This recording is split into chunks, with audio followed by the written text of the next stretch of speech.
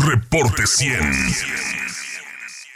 La mesa de análisis de los jueves, Víctor Remigio Martínez Cantú. Remy, ¿cómo estás? Buenos días, bienvenido. Muy buenos días, ¿cómo están todos? Gracias por estar aquí con nosotros, Mario Campa. ¿Cómo estás, Mario? Buenos días. Hola, Juan Carlos, Remy, buenos días a todos. Gracias por estar aquí con nosotros. ¿Qué opinan de esta polémica en torno a los libros de texto gratuitos, Remy? Bueno, la realidad, como te comentaba ahorita, desde que me invitaron a la mesa y el tema, dije, oh Dios, ¿no? O sea, esa fue mi exclamación. Precisamente porque, bueno, creo que Mario también coincide conmigo, somos profesores, aunque no en primaria, entendemos un poco el sistema de educación, aparte yo en lo particular soy padre de familia, 3 niños, todavía uno de ellos está en primaria, y obviamente mi punto fundamental es por qué tiene que haber polémica en algo que es tan importante, pues en el desarrollo de un ser humano, ya si lo quieres poner como nacionalidad, de un mexicano, en su formación básica, ¿no? Cuando uno revisa resultados, pues nosotros traemos un rezago muy importante en cómo nos nivelamos con otros países.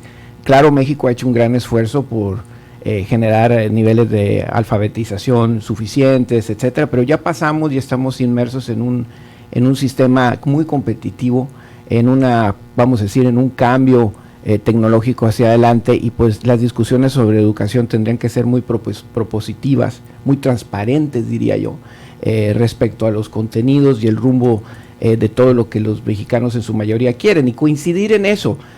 Obviamente habrá matices y es válido, y creo que cuando yo estudio el sistema de Estados Unidos, pues bueno, cada estado en Estados Unidos tiene la oportunidad de influir en sus libros de texto e imprimirle esa historia y esa circunstancia, pero creo que lo fundamental es mucho más grande, es el 80% lo que necesitamos ver en los libros de texto, pero sobre todo no en los libros, sino los planes y los programas, pues es fundamental, ¿no? O sea, tenemos 7 años, creo que fue la última vez que se hizo una evaluación de esto, creo que era justo hacerlo después de la pandemia, obviamente hay un rezago de 1 año y medio en la educación de nuestros hijos, y yo te lo digo, o sea, como padre de familia, como profe, y adicionalmente como escucha, porque en las mañanas mi hijo me acompaña, escuchamos a la Vida Font con sus cuentos, y el pequeño, o sea, realmente le ha interesado el tema porque le genera cierto desconcierto esta discusión respecto a los contenidos de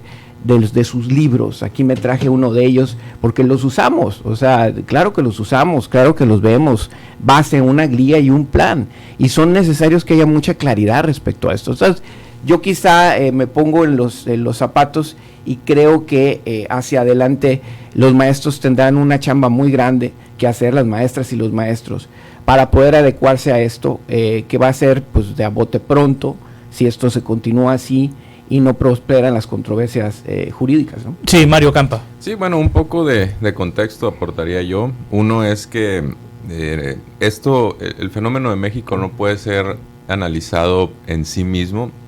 Si nos vamos a buenas partes del resto del mundo, hay una batalla cultural. Por ejemplo, en el caso de la sexualidad, pues es claro que hay una sociedad en evolución donde se considera que los alumnos deben tener formación en cuestiones básicas desde muy niños, porque si no lo tenemos, por ejemplo, embarazos en edad muy temprana, y hay una reacción, fuerzas conservadoras, muchas veces ligadas a creencias religiosas, que se oponen a eso. Y en Estados Unidos, como menciona Remy, es muy obvio, ¿no? Generalmente son los republicanos los que, cuando los demócratas quieren hacer algún cambio, le llaman, igual que TV Azteca ahora, comunismo, ¿no? Lo cual pues es francamente desinformativo, no ayuda a tener un debate serio, ¿no? Lleva por derroteros a los que no podemos llegar a algo serio.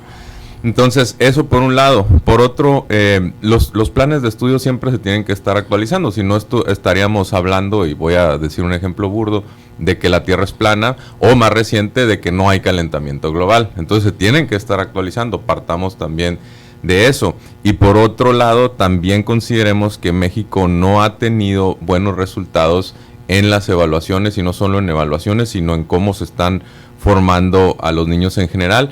Tenemos un país con mucho sobrepeso, es inconcebible que nunca hayamos tenido contenidos de nutrición, ahora sí se tienen. Entonces yo creo que tendríamos que hacer un análisis un poquito más focalizado a distintas materias y no general de decir esto es comunismo, ¿no? Porque si no, no podemos entonces debatir. En ese sentido, pues yo creo que hay algunas propuestas muy interesantes, como es la educación sexual, como es nutrición, como es un poco reforzar la parte de los contenidos históricos. Por cierto, todo va a ser interpretado como ideología dependiendo de qué lado estés.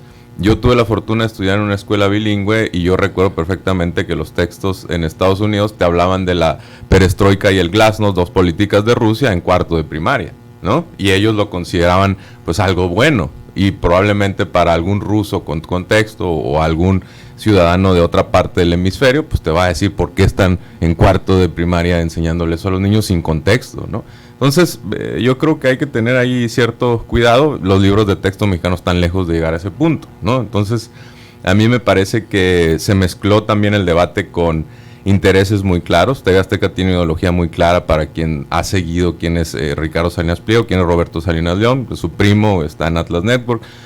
Ellos mismos se identifican como libertarios, que en el mundo pues ya se concibe como una derecha bastante alejada del centro, como una fuerza ultraconservadora, y ellos son los que en una campaña orquestada, por supuesto se han unido, insisto, algunos elementos religiosos por ahí. Ellos son los que principalmente están llevando la reacción en contra, ¿no? Sí, la educación sexual, ¿cómo viene en estos libros de texto y qué opinión te merece, Remy? Bueno, yo creo que sería lo último que yo discutiría, a pesar de que hay al menos confusión respecto a los contenidos de estos libros, no respecto a educación sexual, sino sobre el tema de la parte de género, ¿no? Entonces, lo que se ha dado en redes sociales, pues yo no lo daría necesariamente por bueno hasta no ver un libro impreso, pero es obviamente que ha levantado mucha duda, cuestionamiento respecto a estos contenidos y este tipo de educación en jóvenes de quinto o de sexto año o de cuarto año, no sé cuándo se presenta esto, la realidad, pero eso quizás es la discusión a lo que quisiéramos llegar para enfrentarnos un poco más. O sea, ¿qué hay de los contenidos de matemáticas? ¿Qué hay de los contenidos de ciencias? ¿Qué hay de los contenidos importantes para mí, para un niño que está en tercero, cuarto, quinto? Conocer el mundo, la geografía, la apertura, la tolerancia, o sea, no sé, hay cientos de temas sumamente importantes, y tú también eres padre de familia, que nos encanta poderlo reforzar. Estamos lejos, la verdad, de la tabla de América Latina. Chile es el primer lugar, 43, nosotros estamos 102 en la prueba PISA, y obviamente en el contexto ideológico pues se vale, pero también cuando el director, ayer el tuit que puso este joven Marx Arriaga, ¿no?, que por cierto es cercano a la esposa del presidente, o sea, no necesariamente hay una el responsable de los libros de texto, Marx Arriaga, sí, exactamente, hay un contexto. Y luego también se reporta que Sadi Arturo Loaiza, venezolano, parte del Ministerio de Educación, Nicolás Maduro, están ahí. Pues claro que hay un contenido ideológico. Entonces la respuesta del otro lado, pues TV Azteca no la justifico tampoco, ni me gusta que se polemice con la educación en México, pues es una reacción exactamente a la acción. Ahora, si tú platicas con maestras y con maestros, el tema es que el tema de la renovación de los contenidos de los libros es adelante, pero también de los planes y los programas. Y también hay una ley de educación que establece mecanismos de transparencia sencillos, pero pareciera que no es un error, pareciera que no es un hecho así nomás nos queremos brincar un paso, sino que hay una deliberada forma de empujar o echar atrás lo establecido. Ahora tenemos un amparo a días de empezar el ciclo escolar, donde pues bueno, se nos dice, no, pues el amparo no procede. Pues ¿cómo no va a proceder? Si está muy claro en la ley cómo se hace una modificación a planes, programas y libros de texto. Entonces, ¿qué necesidad? Estamos en una situación que yo sé que hay una gran desigualdad respecto a la educación de un niño en un lugar y en otro. ¿Cómo no podemos resarcir este tipo de circunstancias y ver hacia adelante? Eso es lo que a mí me da un poco, yo te iba a decir tristeza o coraje o la combinación de los dos, pero al mismo tiempo, siempre un lado bueno. Estas discusiones que pone sobre la mesa, esto que estamos hablando con Mario, obviamente nos pone a revalorar la importancia de ciertos procedimientos y cómo son y cómo impactarán hacia el futuro. Creo que eso es lo bien importante de estas mesas, ponerlo que nos preocupa, no para decir quién gana y quién pierde, quién lo hizo mejor o quién lo hizo peor, sino simplemente para poder decir con mucha sensatez, oigan, pongamos atención en esto, ¿no? Sí, vuelvo contigo, Mario Campa, para lo de Marx Arriaga. ¿Cómo se llama el otro, el venezolano? Sadi Loaiza. Loaiza, y con el tema del amparo, el tema judicial. Volvemos ahorita en 2 minutos. Mario Campa, Remy Martínez, platicando sobre los libros de texto gratuitos. Nos quedamos con Marx Arriaga, con este señor venezolano que no me acuerdo cómo se apellida, y con el tema del amparo, de las suspensiones judiciales que ha habido con respecto a los libros. Sí, bueno, el lawfare, ya sabemos que hay despachos especializados con mucho respaldo económico de intereses. Eso no es, digamos, nuevo. Se van a oponer a cualquier cambio con el que no estén de acuerdo. Lo que sí, yo creo que buena parte de los cambios tienden hacia la creencia de que el individuo es libre y no debe ser impuesto un tipo de saber. Ojo, las corrientes actuales, y es cierto, somos profesores los dos, sabemos que está evolucionando a que la enseñanza reconozca distintos tipos de inteligencia, Juan Carlos. Y tradicionalmente los que se trabajaban eran 1, 2, quizá 3, cuando ahorita estamos en 7, 9 tipos de inteligencia. El hecho de que algunos niños no tengan las inteligencias que tradicionalmente se reconocían, pues los dejaba marginados totalmente del salón de clases. Mostraban desinterés, evidentemente no aprendían, y creo yo que al menos se le tiene que dar al niño la opción de que pueda aprender de distintas formas, ¿no? Entonces yo creo que en ese sentido sí aporta el hecho de reconocer distintos saberes. Ojo, cuando se habla de ciencia además, se tiende por sesgo a creer que son ciencias naturales. ¿Qué hay de las ciencias sociales, no? Entonces yo sí creo que tenemos que ser un poquito más cuidadosos con cómo hemos concebido la educación hacia atrás y lo que se está, digamos, en el mundo, las tendencias que se están en estos momentos dando, para pues no quedarnos como que la educación que teníamos era perfecta, que estaba lejos de serlo, que no tenía que ser actualizada, que tenía que ser actualizada, y que además pues no únicamente debe transmitir conocimiento. El niño no únicamente va a aprender a sumar y restar, también tiene que ir a aprender digamos, a convivir en sociedad, a tener ciertos valores, ¿no? Tiene que ser un individuo más completo y más libre. En ese sentido, por eso también te digo, partes como lo de la nutrición, para mí el hecho de que no se les diera antes clases de nutrición, pues hacían a un individuo menos libre, porque te condenaban a tener cierto sobrepeso porque no estabas bien informado. Entonces yo creo que tiene mucho que ver con qué tipo de sociedad queremos, ¿no? Sí, ¿hay una suspensión o no hay una suspensión para que se distribuyan los libros? No sé, desconozco en este caso cuál es el estado actual del amparo. Sí, en el caso de Marx Arriaga, las reacciones que ha tenido en redes sociales no contribuyen o sí contribuyen al debate. Bueno, a ver, el hecho de que nos fijemos en su primer nombre, pues a mí me parece, pues hay mucha gente que se llama Lenin o Lenin, como fue el caso del expresidente de Ecuador, y no tenía absolutamente nada de comunista ni de socialista, ¿no? Al contrario. Entonces, el hecho de que nos estemos concentrando en su primer nombre, pues no creo que ayude al debate. No me refiero al nombre, sino a lo que a sus posturas personales. Sí, pues él lo ha tomado como, ha tuiteado al respecto como pues una lucha pues casi personal, ¿no? Pues cada quien decide. Yo no creo que pues un funcionario deba ser pasivo, tiene que defender sus puntos de vista.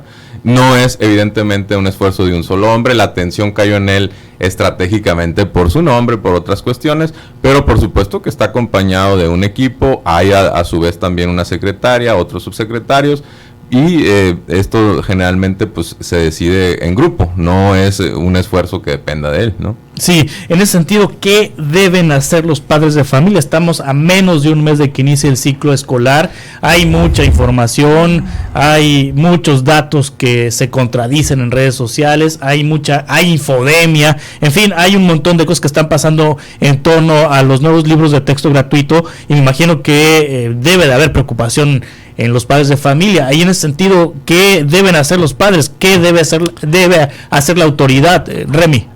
Bueno, la autoridad debe ser muy cierta y no, vamos a decir, polemista, ¿no? Ya veíamos ahora también otro desplegado de gobernadores dando el respaldo. O sea, no se trata de hacer de temas de respaldo político, es una cosa muy funcional, muy sencilla. Los planes son estos, los programas de estos planes van a ser los que se van a seguir, sobre todo porque los maestros van a llegar de vacaciones con esta discusión también sobre sus espaldas. Como padre de familia se debe entender que este programa de la nueva escuela mexicana, que es un branding, no tiene nada de especial, vamos a decir, de cambio, estaba aplicado para primero de primaria, primero de secundaria, primero de prepa, así lo tengo entendido. Los otros grados continuarían, vamos a decir, con el plan normal.